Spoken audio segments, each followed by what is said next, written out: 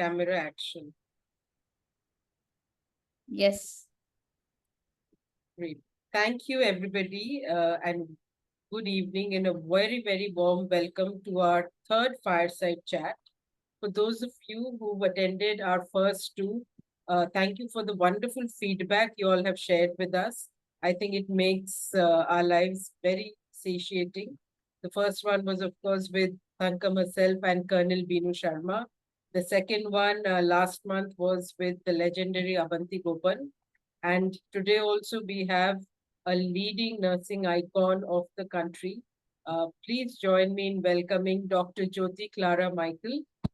And Dr. Jothi, may I request you to come on video? And there she is, the leading nursing icon of India. Also, one of the nicest nursing leaders that I have met in my short journey in the uh, industry.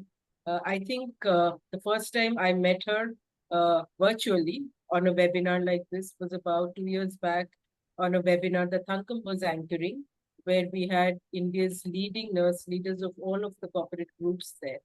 And then I had the pleasure of meeting her physically at Anicon 2023.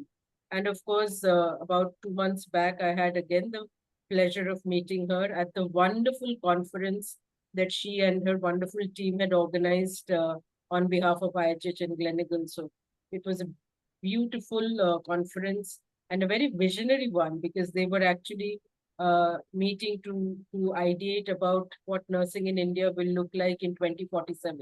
So 100 years after independence. So, and I think we will connect more on such anecdotes, but she's of course someone who really needs no introduction, but it is my privilege to give a small snapshot of her journey so far. And please formally join Thankam and me in welcoming one of India's leading nursing icons, and who really has broken boundaries, and how we will come to know in some time. She's been an accomplished alumna of CMC Vellore, and she boasts a distinguished career of over 35 years. I know she doesn't look that old at all, but it is 3 decades plus of experience. She also has a lovely grandchild. And is there anyone on this call who does not know his name? Because Theo is a very, very strong presence in Dr. Jyoti Clara's life and in her professional decisions as well. So uh, I have had the pleasure of looking at a few of Theo's photos, and very cute child he is. She's also held several leadership positions. Currently, she is the chief at IHH India. She's the group nursing head.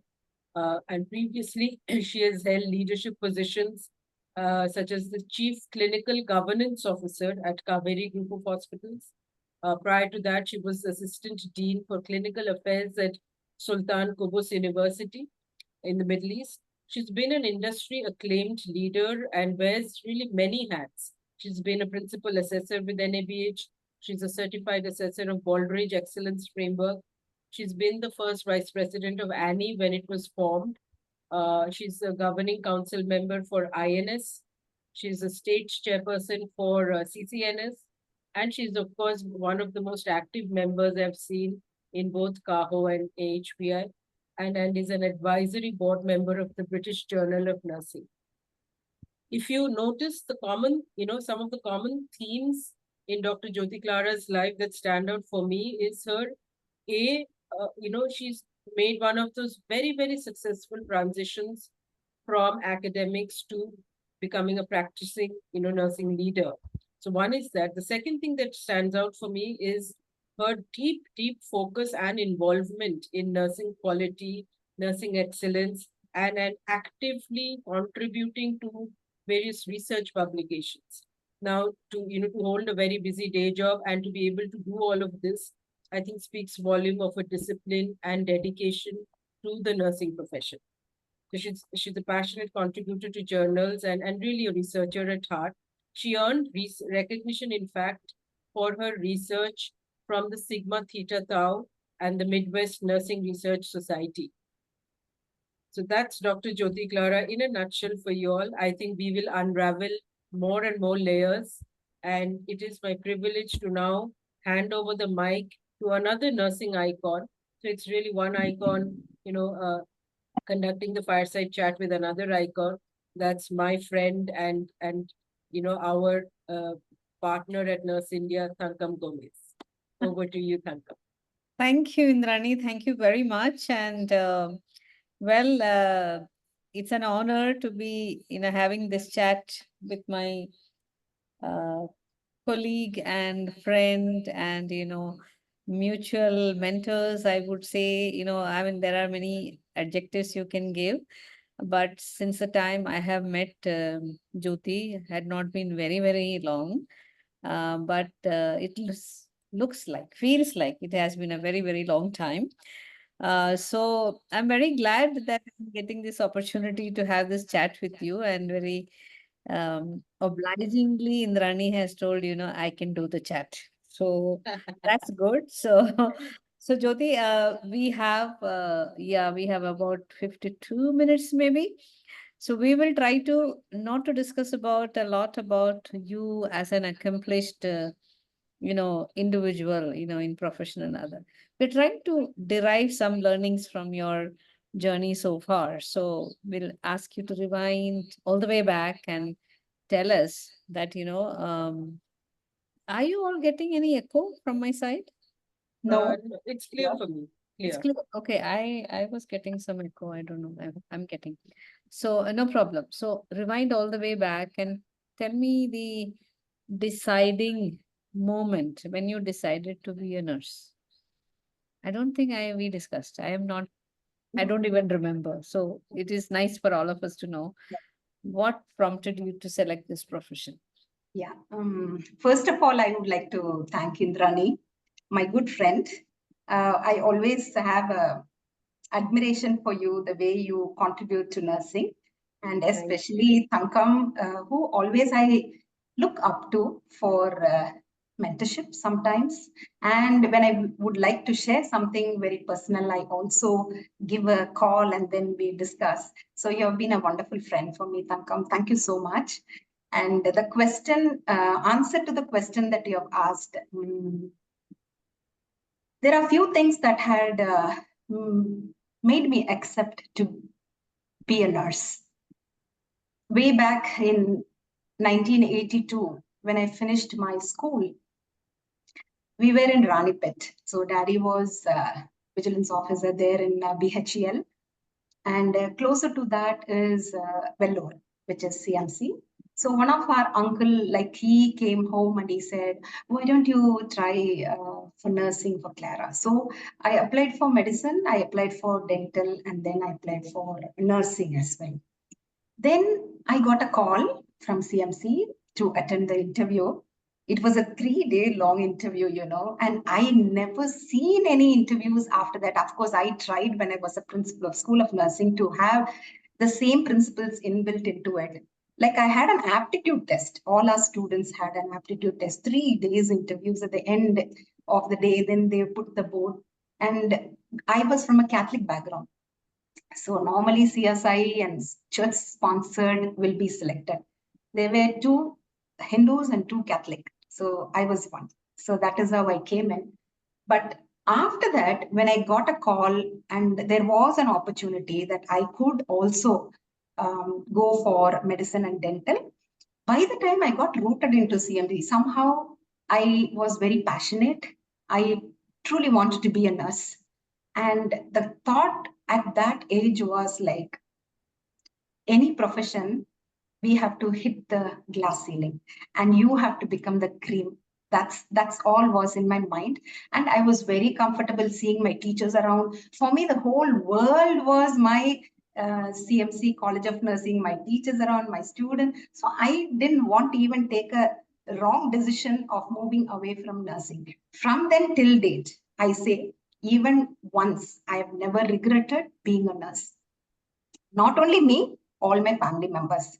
My brother then was working in UK. He wrote to me. He is now an entrepreneur and he's having leading business. He was in Microsoft. So he called me and he told, Clara, there are named nurses coming on the street, certain pilots are coming, like nurses are named nurses. And I'm so proud to see in London, nurses are so much respected. And I'm very proud my sister is a nurse. So that's the beginning of me. That sounds very, very interesting. And, you could have chosen, but our profession is, lucky that you stayed back in nursing, and you have traveled 35 years and you are here. So definitely our profession needs people, and especially the leaders who are committed to the profession. And I'm very honored to be knowing you, that you are very well committed.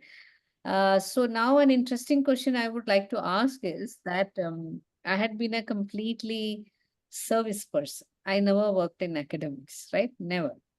So I always look at academicians from a different lens, from the side, and the teachers, the tutors that we called at the time when I was getting trained, they were of a different caliber and different Very attitude. true. So Very you don't find them like that anymore now. That is my observation.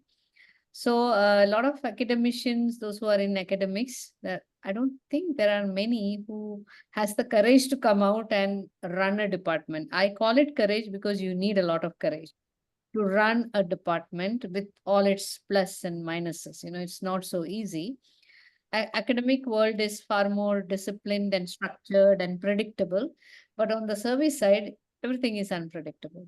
So you had been in academics, and what prompted you to come to service? I mean, somebody will say she's mad, huh? She's coming to service now. So what exactly. you mad? In fact, few doctors asked me when I joined, then it was a global health city. A few doctors came and asked, why did you come? Being an assistant dean at clinical affairs at a big position, you come to chief nursing officer, head of nursing. Why did you do that? Then I said, there is a reason why I came here. Okay. When I went to Sultan Qaboos University, I went as an assistant professor. I must thank Dr. Bastavi, who was then the dean of the university medical school. And we were only part of the medical school as a college. We were department. I don't know whether to my luck or it is a blessing of God. We were into the project of converting this department into a college of nursing. And I would say that then Dean Dr. Ragda Shukri was next level to Dean Bastavi. And we had a retreat. First time I'm going for a external retreat. So we went to a very sophisticated place and we were doing retreat on 5 years plan. That time, when I just stepped out, Dr. Bastavi came and asked me, even now, I keep connecting with his family members. And he asked me a question, Jyoti, are you not happy that I'm leading nursing? I said, no. Then he asked, why? Because you're a medical person. How can you lead nursing? We want a nursing leader to lead nursing college. Then he said, I really like the way you told. You know what happened? Just one talk of this. When they converted the college to the department to college, he called and told me, and I don't know whether it is like a God-given blessing. I was just sitting next to him in his room, and he told me, Jyoti, I want to do something nice for you. You are a truly multitasking person, and you are very ambitious. So I want to give you a position which we have not done it in the past. So I'm going to give you a position called Assistant Dean for Clinical Affairs, and you will be heading a department. Will you take it? You have to take it. He didn't wait for the answer. And he said, one day you will remember me for today's discussion. And I truly remember him at this point of time. We became a college and we had a nursing leader leading the department as a dean. So that was the thing. Then meantime, my mentor, Dr. J.R. Jambanathan, called me, and University of Wisconsin has kept my CV open. So they were desiring to take me back to the university. So, but my husband would not move from Chennai. And for me, I didn't want to go to US. So I just kept quiet. The VC of University of Wisconsin, Oshkosh, the second time and the third time when I visited, he said, your CV is still open. But then They invited me to do a deanship short course with Rosemary Smith, who was the then dean. It was very nice. So to go with her, to sit in the Senate meeting and how she's addressing, how she's procuring fund for the university, and how she is balancing the entire directorate of nursing in the college, it was really awesome. And that is a time I was also pursuing PhD, so I need to go. So after that, what happened is um, um, she told me you should take a small course on deanship, and she certified. Then I came to India with great dreams. Okay, I'm having this education qualification, so there is a exposure, there is a certificate. I'll become somebody great in the educational field. This was the only dream I came to India. But after coming, when I was looking around, I was thinking, this is not the place for me. So that is the time I got a call from Dr. Ravindranath's office. So I visited because where I'm staying, where the hospital is very far. So it took almost 1.5 hours journey. I went and met him. Then he said, Clara, I'm very interested in you joining me. 2 things you have to do. One is being pride for nurses and ensure safety for patients. Only these 2 I want from you. Please join us. And he respectfully called me Dr. Clara. And then I said, give me some time. I went back. Then another appointment, I came back. Then he asked, I presented what a nursing directorate should be. And that is how I have put the 5-member initiative team exclusive, who will run the entire quality of the department and how the organogram should be. And then you asked me 2 things. I will ask you 2 things, I told him. And I still remember Mr. Shekhar Iyer, the CEO then. And we had Dr. Ramesh Babu, who is now there and very, very prominent in Cargo. He was a medical superintendent. There was a medical director as well. So they 3 were sitting there, and I was asking chairman, I told chairman, if I had to come to this organization, I have to report to not a medical person, but a common man who will be to whom I will be reporting to, and I will work in parallel and in coordination with the medical fraternity. So I need this kind of an organogram if I have to join. Second thing I told him is, anything in nursing, I have to take the decision, final one. You can give me guidelines, but it should be a collaborative decision. Without me, no decision should happen. To be honest, no, till the last day, he kept it to me. And I was able to really work like it's my dad's road, it's my dad's hospital. Like that, I worked when I was working. And it was really wonderful. So that is a transformation that I had to come from there to here. Of course, I have cried many times in silence, in toilets, and in my rooms because it was too much. It's like I have gone into the fire from the furnace. But then it was very interesting. When I turn back and see the nurses, everything vanishes because they don't have anybody, only us to take care of them. So, I am just engrossed in your story, how you had a very lucrative future if you wanted, and you came back, but I think you had the courage to still make a difference when you got the opportunity getting into services. I really salute you for taking that decision, and I am grateful you took that decision because today you have given a lot back to the profession. I can see that, from the time I have come across you. From there, of course, you went on, joined IHS. Now you are with Global. You are making what is required to be done. Of course, we'll come to that in a minute. So now, in your nursing career, I would like you to, think upon any incident with patient that you really cannot forget. Yeah. There may be many, but at least one we can share. Yeah. There are many incidences, but I would tell one incident that that I think will be useful for the people, those who are listening to me. During COVID, Mr. Balaji, one patient, he's somehow came to a hospital where his lung function was deteriorating. So when he came to us, when I got a call that this patient is in one hospital A, we wanted to ship the patient. This was my sister who called me, and she said, he's a very nice person, nice human being from a bank. He's a reputed person in the bank side, and his wife is working with me. So can you please do some help, because they are all very depressed. So then I had to talk to our organization, and as a IHH group of hospital, we really did well, as other hospital would do for COVID treatment. But by the time we shifted the patient, the first assessment said it was 75% damage of lung.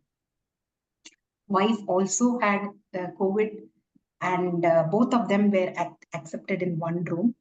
Wife recovered very quickly. She went into some neurological complication, but again it was addressed. She was fine. She got discharged. But what happened to him is he was started deteriorating, and we started on ECMO, and he was conscious on ECMO. So he was able to see us, he was able to respond to us, and he has got very big eyes. So he was able to communicate through his eye expressions. So one fine day, we had to inform the family that things are not going to be better. Dr. Subramaniam Swaminathan, we call it very fondly as Subra. So myself and Dr. Subra, like I was talking to him very privately and said, see, I think we have to prepare the family. So I as a nurse and you as a doctor and other doctor from medical ICU. So I think we should prime the family. So the daughter and the mother were sitting, and myself and Dr. Subra were sitting. I ordered for a coffee. Then we initiated the talk, and the daughter did not accept. She started crying, mother started. They said, no, we cannot accept, and all that. Now, how are we going to make the family accept? Finally, there was a counseling happening. Then I had to put in some effort. Then I said, do you want a dating with your dad?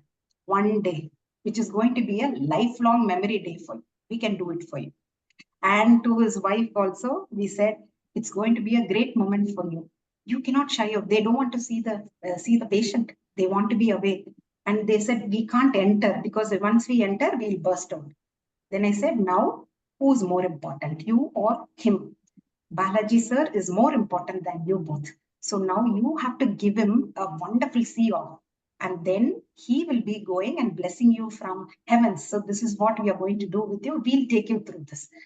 Finally, after counseling, Dr. Subra, really hats off to him. He also gave a good talk, because they are from Brahmin community. Dr. Subra is from Brahmin community. So it was very easy for me also to take his help to counsel them. Then what happened? We set up an ICU, and then I just took both wife and daughter. They both did a great job that day. He had coffee, coconut water, whatever he liked. That is Chennai filter coffee, because they are Brahmins, no? So we ordered that specially for him. They gave, and the daughter confessed to him, Daddy, you told that that I have to marry. I will marry for sure. Come soon. You're going to arrange my marriage. You're going to do everything fine. The wife was telling, you wanted me to drive two-wheeler? No, I will go into drive two-wheeler. We will all go together. So they were just conversing to each other. He understood he is not going to be out. Something is telling his mind, and we could read from it. But he gained energy. His eyes became very bright. The whole day, they took group photo with doctors, group photo with nurses, and then he held my hand, and all of us took a family photo. Then some of his friends also came. So very beautifully, the whole day went. And then the evening, the family came and told, thank you so much. If you both have not intervened, we would have lost a wonderful day with our dad. And she also told it was. Then after that, she invited for marriage. We went for marriage, and she is now having baby. And every time she doesn't want to remember the bad part of it, but they always talk about the good part of it. And best thing is they came back to a hospital for further treatments for the family members and her mom and everybody. So then that struck me. Normally, when a death happens, you don't want to go back to the hospital. But even after the death of the loved one, you can still go to the same hospital and meet the same nurses and doctors is possible.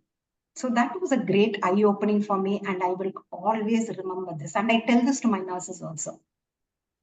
And I'm sure all my nurses are trying hard to do this, to keep memories very, very close to families, so that the end of life care is something very special. And it is no two patients will have same kind of a care. It has to be customized, and it has to be with lot of thought process. You have to have an innovation approach for this. So that's a very beautiful memory for me, and a long lasting relationship with that family.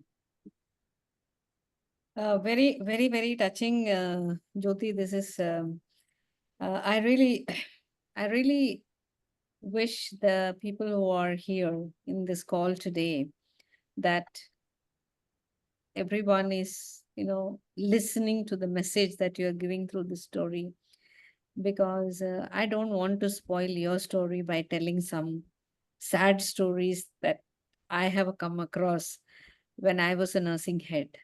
I have some good stories, but uh, the I definitely want to repeat what you said, is that that is an opportunity that we all nurses have to do something different for patients who are like end of life. We know that they are not going to make it, and do we take a moment to think about them? What is it that I can do? Or we are only saying, this is visiting hours, you cannot come now, you go. I mean, I remember when I was in Fortis, we had decided that once we know that someone is not going to make it, if we have rooms, we will move them to a single room and we just allow free visitation.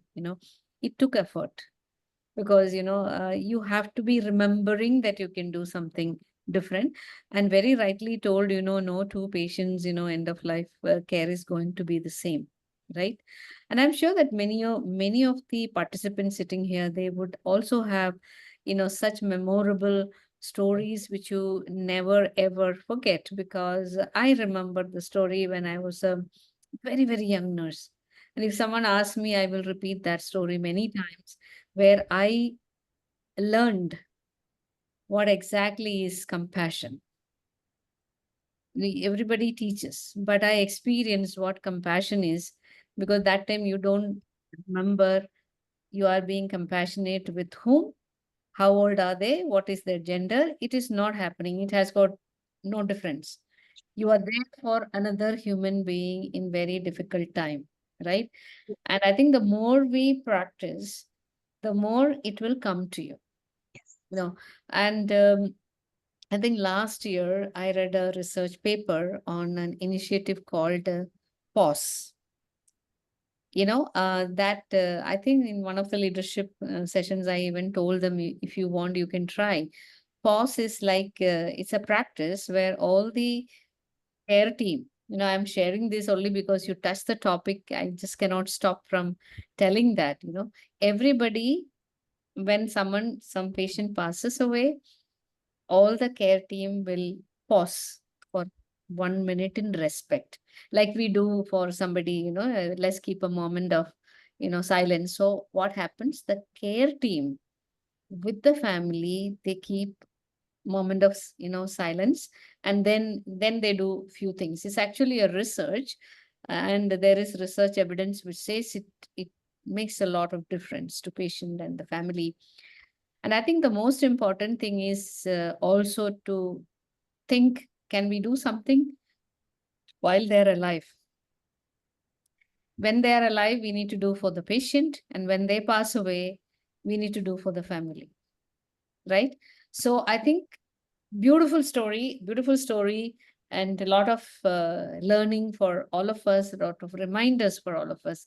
And all the young nurses sitting out there, I only request that all these fire chats are being done not for anything else too. They are getting recorded. It's only for you to derive some lesson, some strength, some motivation, and say that, I also can make a difference.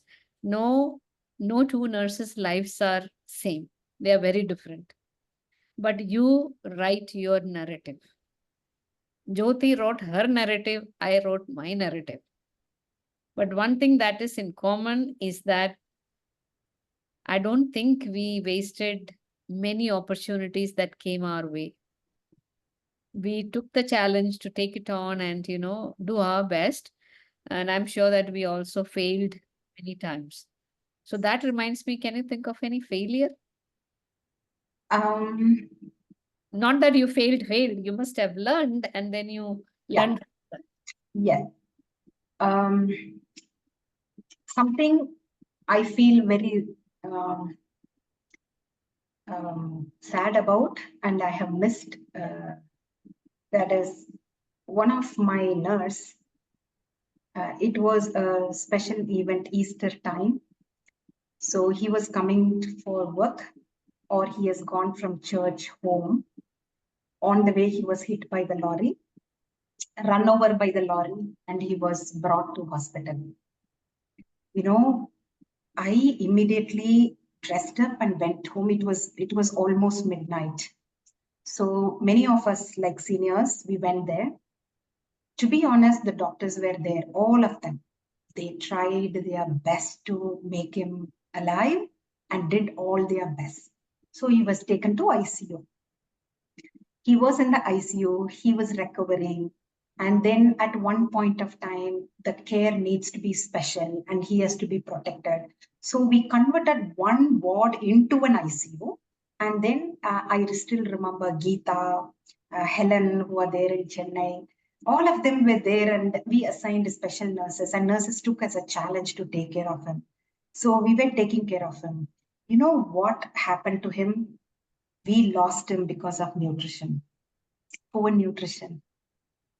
That was very painful for me. We attended to many things, but his nutritional level was going down. So somewhere, something, I don't think it is a miss. I'm sure hundreds of patients are dying because the important ingredients of the nutrition, component micronutrition, nutrients and other things, or proteins especially, are not there. He started refusing food. Of course, patients will do that. He started not taking enough food. So then I felt guilty. I should have gone and sat near him and fed him adequately. So that even now, second thing is whenever TNAI comes to my mind, like when I was traveling with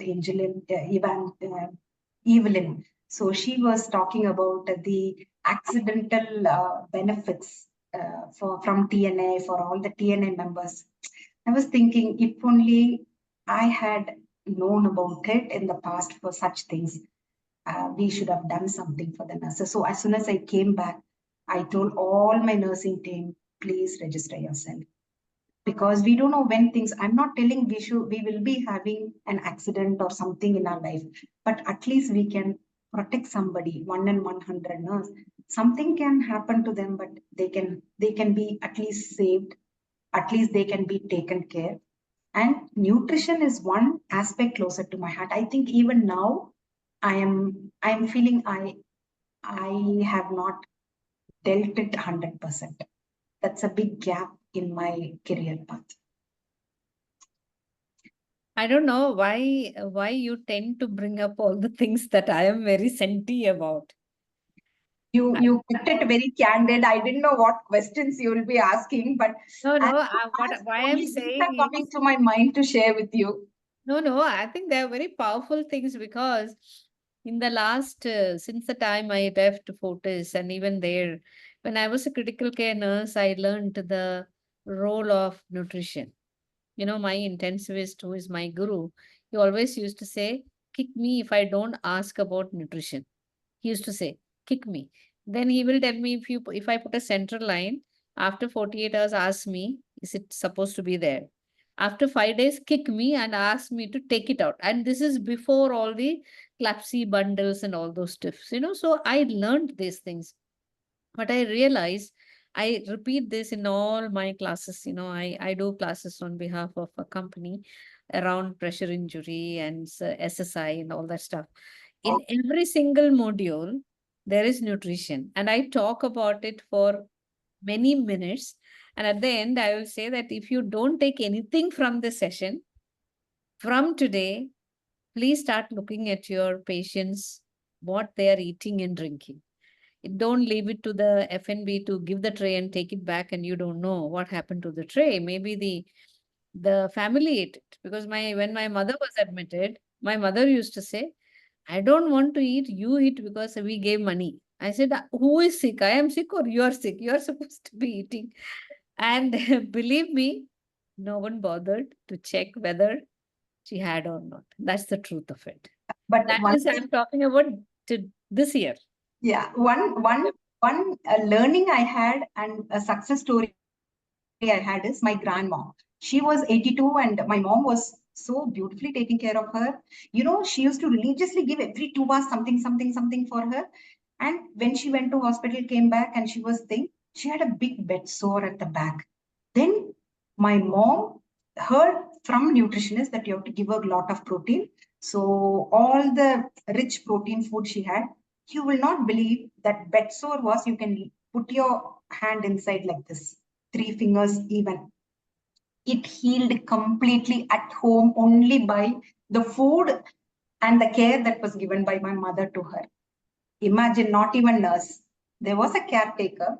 She was not a nurse, but the wound healed. And I, by evidence, can say it's because of the nutrition that she had received. I don't know, it might be the reason. And I always believe in that one incident has happened, another incident, and so many incidences come on the way. I think nutrition is very, very significant for our patients, which I think nurses are in maybe neonatal stage. Maybe we have to do more collaborative work like Western world on this. No, it is very important because we learned this in nursing, but somehow down the line, everybody thinks that medications, the orders from the doctors are the only thing to follow. So if someone misses a rice to feed, they immediately have an answer, I was busy. When I tell them, if you know that this medicine is as important as this feed is as important as medicine, will you give it? And they would look at me for 2 seconds. Yes, ma'am. So I think there are powerful lessons coming out, and I'm very glad that we are having this chat. Is getting recorded, and there are a lot of people here, sitting and listening. And I really hope those who are here, they will take these messages and pass it on to more and more nurses. Please don't think that the message is only for young nurses. No, the behavior is there in all levels of nurses, including the in charges, because they don't guide the young nurses. Let's look at the nutrition of the patient. I'm just giving a candid feedback. So let me not get into that. We can go on and on about nursing. So I am little, I would say I'm getting so too much engaged into the nursing part of it. So I'm going to ask Indrani, give me a breather and you ask some questions. No, no, thank you, Tangam. I think the Ask conversation. simple questions. No, I think the conversation between both of you has been just so enthralling, and even as laymen, I could relate to a lot of the things, because I think the thing common to both of you is you all always think from the patient's, wearing the patient's hat or the patient family's hat, and you know, that's just very joyful to see. Wonderful, wonderful. No, I think let's kind of shift the conversation a little bit to, again, an area which is, I know, every nurse leader faces in every hospital. I have been in HR, and I have had the privilege, or whatever, for want of a better word, of seeing them for both sides, both the business side and the challenges that the nursing leader grapples with. It's always fascinated me that, two things I have seen. One, and I'm talking of, visualize a regular board meeting, or a, review meeting, business review meeting. One is, nurse leaders normally, and again, this is not, I don't speak for everybody, but in a lot of meetings I have seen, perfectly capable nurse leaders who know their jobs thoroughly, but in a cross-functional board meeting, it's really only the CEO and the CFO speaking. And even on decisions, you mentioned, right, that every nursing decision I have to be a part. Not everybody ensures that or demands that. That's one observation that I've had, where perfectly capable nursing leaders just go quiet the moment it's a board meeting with the CEO or the CFO. So one is that. Second observation I've seen is, it's more a conversation that I've heard, is this perceived dichotomy between EBITDA pressures for corporate private hospitals and the will to do nursing excellence.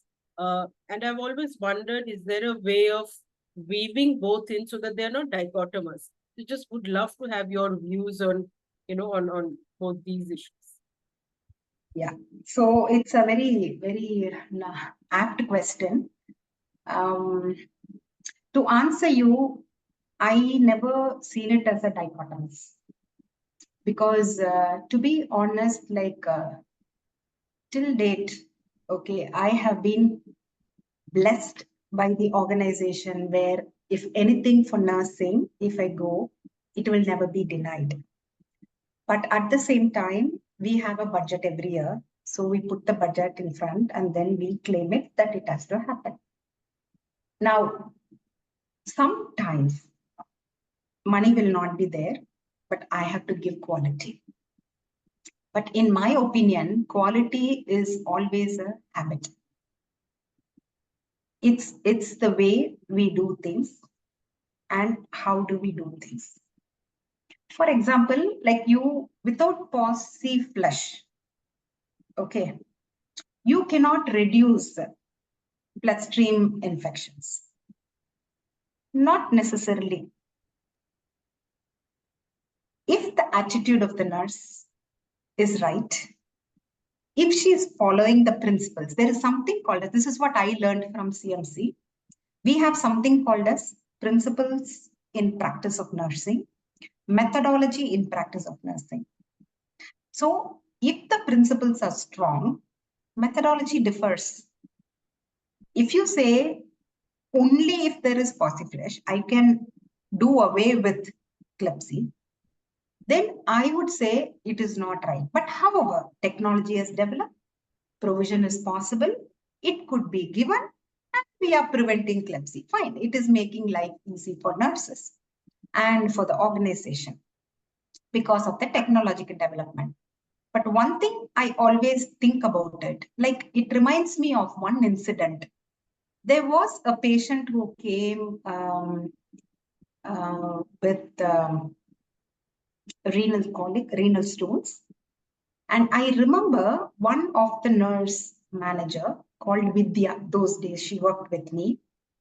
You know, when the patient came, patient could not pay for CT or any other procedures. Then she told, why should we do big procedures? Can we do a ultrasound screening, doctor? This is in the night. She is nursing MOD. They did just the ultrasound screening and they have saved the patient. So what I would like to tell you is, everything is not about cost. Cost is important, but more than cost, the methodologies also alters. It reminds me of my friend Mercy and her husband who has been working for a ministry hospital. I used to hear a lot from her.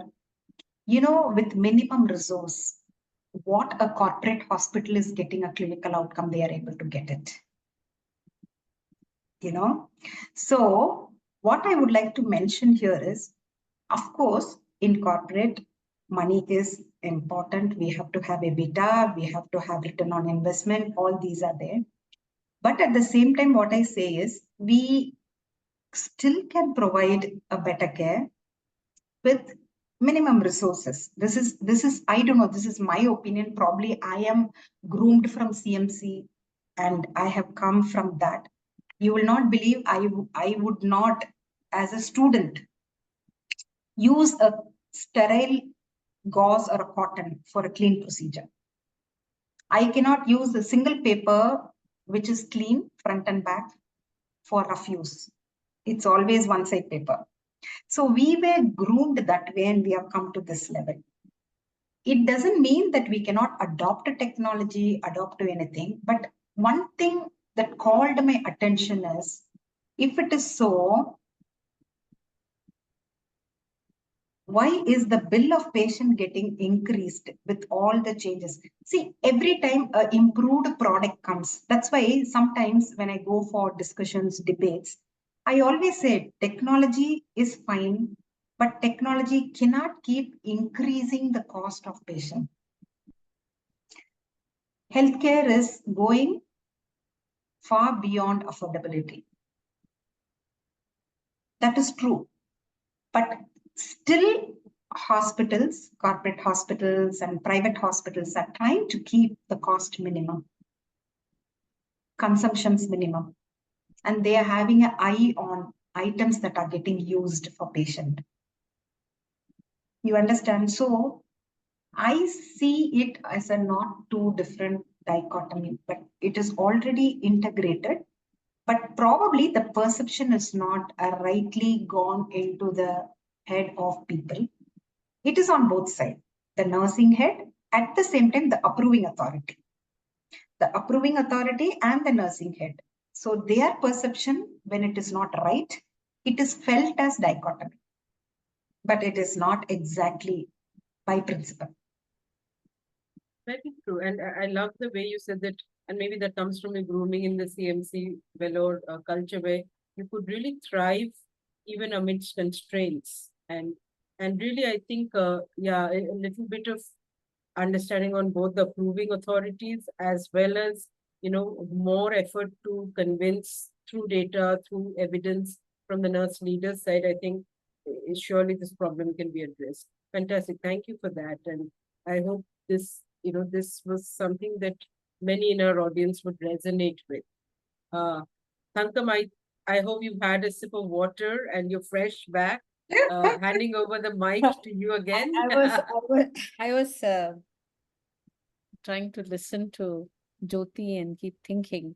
So I just want to wrap around her answer once again to say that, they are not two different things. Whether the CEO and the CFOs, if you want them to pay attention to you, you have to talk quality and cost both.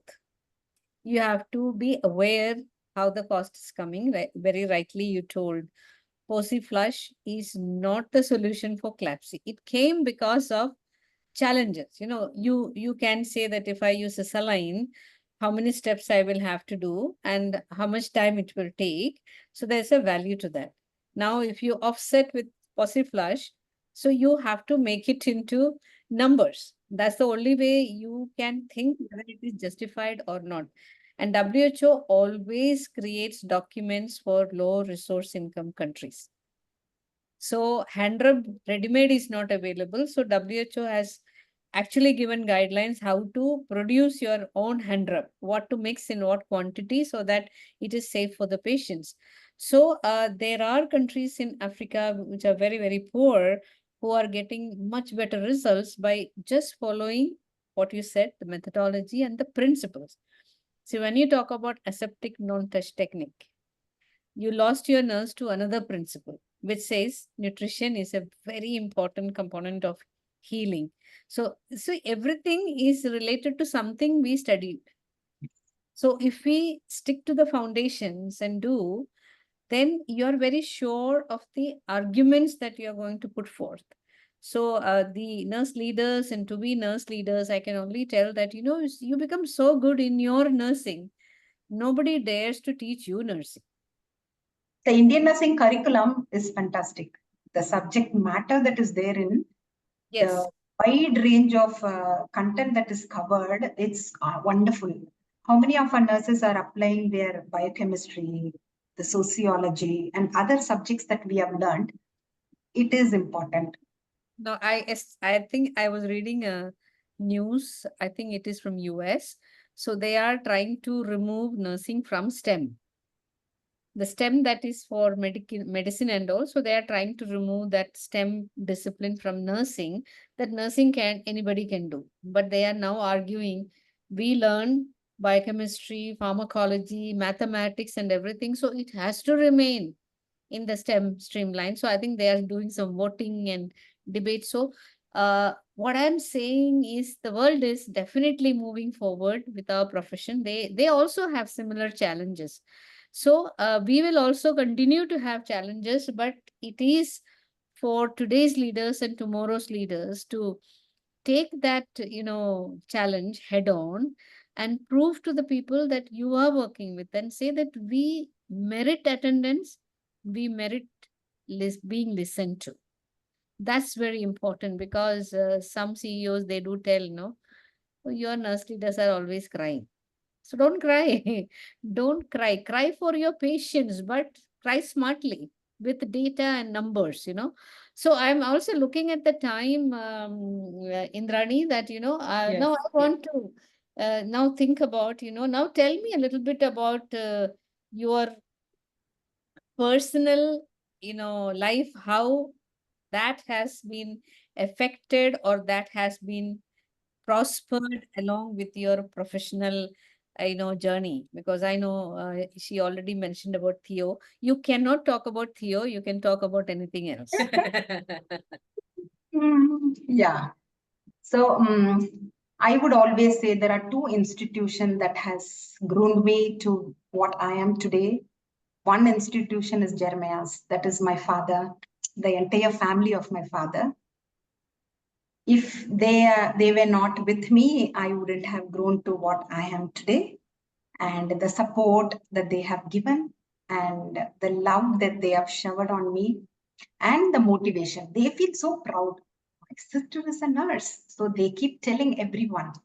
You will not believe, when I was in, my dad is in a very reputed position. So when I was in CMC, most of his from BHL patients will get admitted. So one day, one of the managers got admitted in the hospital in one of the wards, and I was carrying bedpan very royally and walking. He went and told, our boss's daughter, she's carrying bedpan and she's walking in the ward. Why, sir, you have put her in that profession? Then my dad said, no, my sister was a nurse and she died at the age of 26 while she was in the hospital, the only nurse in our family. So I always dream about her, but now she had taken a decision. So we are very happy. She's a very loving person. That's why she's. Then when my father came and told me, I called that uncle. Uncle, what is wrong in taking this bedpan? Probably when you are in need at some point of time, I will be looking like an angel in front of you. So don't ever tell like this, because one day you're going to see me shine. That's what exactly I told that uncle. And I never shy out on that. So I always say that, okay, it is important for us to feel proud of our profession, and all that we do is for some cause, for patient, and we are getting paid. We are getting paid for it, and we can demand payment for that. And no nurse is go without payment even single day. Every nurse makes her own home. She builds her own. Okay, so I feel that it is the decision that I have made to be a nurse, and I have stood very strong, and nothing could disturb me when I think about this. Great, great, great. So you're enjoying being a grandmother? That is, I'm just telling the audience, you're not that young as you look. And to be honest, I must thank my husband here, because he never stopped me. He will always trust me. He will never stop me when I want to do PhD. He will not much help, but he will never be my hurdle.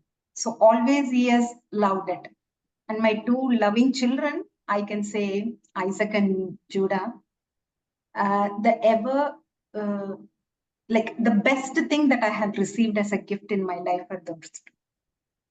So I fondly love them a lot. And the two daughters who have come to our family, Denise and Kirtika, I am so blessed. So all these are blessings that I keep counting in my life. And only one thing I want to tell you, keep loving. Keep loving your family members.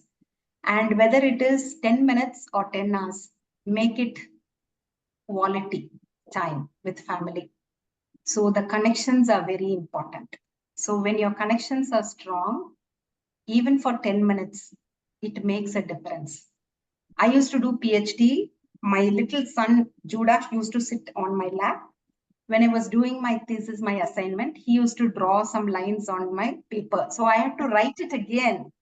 Doesn't matter. I still, the other day when I was discarding all the papers, I saw some of the papers with Judah's scribbling.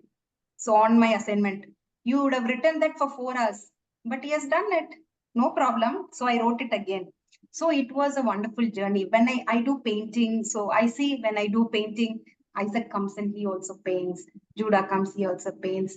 And sometimes I have heard them saying, my mom is the best mom in the world. I love her so much. So these are some of the things that keeps us with good energy when they are growing. Of course, there will be hurdles because they are also having challenges in their life. So it is best to be connected with them, open with them, and talk to them because love is unconditional, right? So please keep giving. One thing I remember my daughter-in-law's father, no, and Kirtika's father, he told once, how much you want to get loved? 50%? Then you have to give 100%. So if you give 100%, you will get 50% back. So that's what he told his daughter, I believe. And his mom, she said, like she also motivates us. So it's all the upbringing of the family and uniting the family. So when you get your daughter-in-laws, when you get your son-in-laws, it's just not another member added to a family. It's two families coming together. There has to be give and take. So I feel I am both accomplished professional wise and family wise. And anything that I want to share, my sister is there. She's 10 years younger to me, almost like a daughter. And my brother Jacob is 1 year younger to me, but I see him as my father because he has led the family decisions. I could see those ingredients in Isaac. And today I'm financially sound to manage my living is because of Isaac's thought that he has put in me and guided me. So these are small, small things which we cannot see. Sometimes we live in one room with all happiness. We can live in a palace with happiness. It's not that where we live, the how we live matters a lot. And that is what the family has taught me as a lesson. And we four children, you put 1 crore amount of money in the middle, all four of us, Jonah, Jacob, Jose, and myself, we'll stand around. We will say, you take. We will not touch. Nobody will go forward to grab it. So there is absolutely no greediness. And I could see those in our siblings. Like I have nieces and nephews, all of them are like that. So I think there is some value that we have inculcated in the family. And I hope it all continues. And there is more to come for the future. Yeah, And of yeah. course, Theo, I love Theo. And he wrote to me on my birthday, "You're the world's best grandma." So I'm keeping it very safely. Cannot stop from mentioning Theo, of course. So I don't blame you. I was only pulling your leg that you cannot use his name, and I'm Next very to my sure. father, Theo is the hero for me. Obviously, and it is going to be so because there is a saying that, any woman will love the grandchild more than their own children. It goes without saying. So you mentioned all this, and I think in our audience, you have someone very close to you from your family, Yeah. right? Your mother is there. So, ladies and gentlemen, Dr. Jyoti Clara's mother, can we ask ma'am to come on the video? Is she there? Because I don't know, is she saying her name? Then I could call out. I'm not very sure. Auntie, are you there? Jyoti's mom? So I'll ask her in Tamil. Auntie, ungal irukka anga? This auntie is there. Yes. Namaskaram. Vanakkam. வணக்கம். Thank you. I'm sure that you were listening to all the dialogue, and you can be very, very proud of your daughter, as we are proud of her in our profession. And congratulations, Auntie, for her, success, because as a mother, you have a lot to contribute for her success. So I really thank you for coming here. Thank you very much. Jyoti, maybe you ask her, would she like to say something, share something? அம்மா thank you. என்னம்மா? ஏதாவது சொல்றீங்களான்னு கேக்குறாங்க. எனக்கும் கொஞ்சம் கொஞ்சம் தமிழ் தெரியும். நீங்க பேசுறது ரொம்ப பேர் இருக்கு, உங்களுக்கும் புரியும். My mom is a very, very strong accountant in the family. Oh, wow. Managed the family so well without even a single debt. She invested for my brother's business to start with her petty cash. Oh, wow. After my father's death. Yeah. So I can see from where you நீங்க derive. சென்னைக்கு நீங்க வாங்க madam. சென்னைக்கு வாங்க. வரேன். This is a day. Every day she cook extra food for 2-3 people when we were going. எங்க வீட்டுக்கு வாங்க. Can come home and eat food. Thank you so much, Auntie, and all our prayers are with her. அம்மா உங்களுக்கு சந்தோஷமா நான் நல்ல nurse ஆனது? முதல்ல சந்தோஷம் இல்ல, இப்ப ரொம்ப ரொம்ப ரொம்ப ரொம்ப ரொம்ப சந்தோஷம். சந்தோஷம் இல்ல, ரொம்ப ரொம்ப ரொம்ப ரொம்ப சந்தோஷம். वो तो मूवी डायलॉग है. What she is telling ki I am not happy, but I am very, very, very, very, very happy. Oh, in the beginning, she was not happy because I was working so much. I was doing so. Later, she realized it's important. But now she is not just happy, very, very, very happy. Very, very, very happy. So, Indrani, with that note, do you have any quick questions to ask Jyoti? We had a wonderful, chat, starting seriously on our professional journey and then coming back to your, personal life, meeting your mom. Thank you very much, Auntie, for being here. So, Indrani, maybe you would like to have your final questions before we wrap up? No, I just think this is such a lovely moment, almost the climax of the conversation. It's been a lovely conversation. And, just the authentic sharing of experiences, and, there was just so much of love and respect in the family. I think that is such a contributor to having a happy life, both professionally, personally, that, as they say in Hindi, you could see that love tapcoing from every cell of Dr. Jothi, and, to have Auntie join, I think that's really icing on the cake for us. We are very honored to have her. And, your daughter is a leading nursing icon of India. And what more can we say, and I think the audience, her teams, they will all vouch for her. Wonderful. We did have a plan to ask you what was your hobby. So maybe you can just share that. I know your team will know, but let's ask us a few naughty questions now. What's your hobby? Actually, I know you painted, but anything around? See, painting and keeping the house clean, with cleaning always, they say I'm an OCD person. I get the picture. You bring your checklists into the house as well. And my biryani is most, looked up for celebrations. They like my biryani, and I'm very good in making I learned with my son when I started doing gym with him, where he lost weight and I became younger because of him, the younger Judah one. I started preparing diet biryanis. Oh, wow. Diet biryanis. Every day we used to eat biryani, but we had lost weight and had good muscles developed. So, wow. Diet foods, some exploration on that. Wonderful. Oh, and do you catch up? Sorry, Go ahead, Tanya. No, I said I need to check with her later. What is in the biryani? And Used do to make you small get cards and creatives, roses, and some arts because I like. And I did when I was pregnant, I used to travel by bus for 1 hour, and I didn't want to waste time. 1 hour back, so I was knitting his boots and caps, everything. So by the time it was right for delivery, everything is ready. This is for Isaac I did. wow, knitting, painting, cooking? Wow. Do you also get time to catch up on movies? Yeah, we not very often, Mhm. but sometimes. But there is one secret.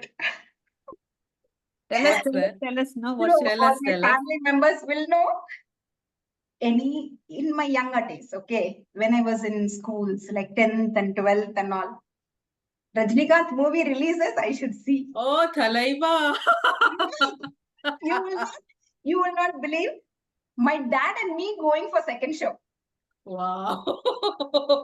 Alone, they used to make fun. That is just for a short time. Then after that, it is all not. Nowadays, I just go for few movies, very selected, chosen one. But I love Nadia because she keeps fit. So it's a good example. Then I like Julia Roberts because she is 2 years younger to me, but she's so fit and nice, no? So I Wow. take health tips as a model. And the movie which I enjoyed with my dad was Ben-Hur. Oh, that's Wow. very, Lovely. very, very old movie. Yeah. Yeah, I love. And Lovely. I like movies of that kind. So in war and love, everything is fair. Just to end this lovely, lovely conversation and chat, and for our audience who I'm sure would never have seen you do that, do you mind doing, one Thalaiva dialogue? நான் ஒரு தடவை சொன்னா 100 தடவை சொன்ன மாதிரி. Oh, Okay. wonderful. As leaders and directors of nursing, you feel like telling that, but then my thing will consciously tell, no, no, never tell that. You have to ask people to collaborate and take decision. ஒரு தடவை சொன்னா 100 தடவை only in cinema. So maybe I will give my favorite dialogue, to myself.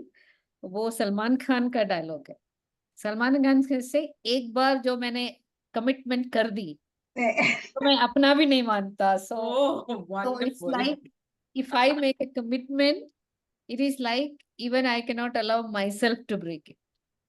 That's a commitment. It reminds me of a dialogue with a doctor. A 50-year-old doctor, orthopedic surgeon, came to my office when I was a chief nursing officer there in Chennai. He told, I am telling the nurse to shift the patient. I wrote in the chart. Still, I'm seeing the patient is there. She is very diplomatic and she is very bureaucratically bringing one sheet and showing me, these are the criteria not fit, doctor. Sorry, doctor, I cannot shift the patient. Let the patient be here. I'll observe. I'll keep you informed. Then I told doctor, please come and sit here. I offered him coffee. I told, once the protocol is rolled for nurses, you train them. It is there in their DNA. Even if I tell them, they will not change. They are the only disciplined professionals. Once you tell them to do this, they will keep on doing that. They will never be scared of anything around.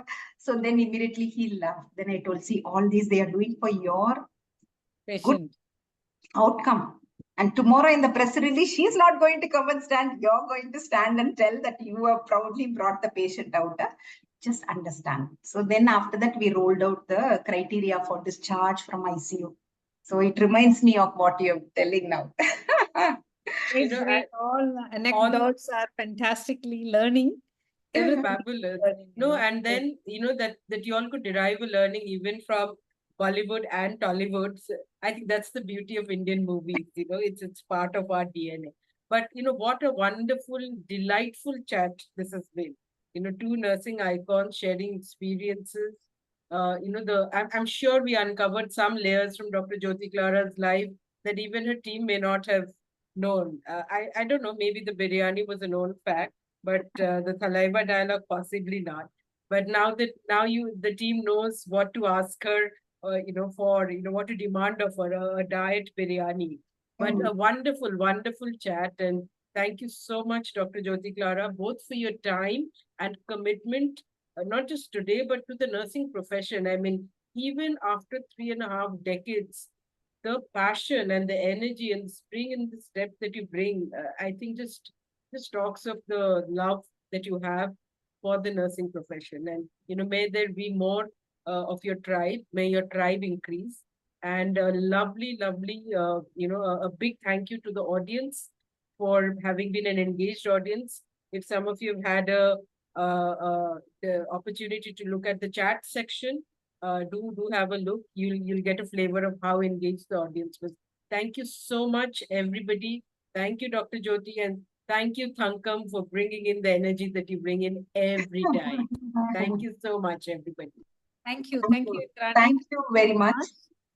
Thank Yeah. you, everyone, and look forward to more fireside chats from us. So, with all love, we close off now and see you again in another fire chat. Yes. Thank you. Bye bye, everyone. Thank you. Good Bye-bye. night. Thank you very much. Bye-bye. Thank you. Thank you. Thank you.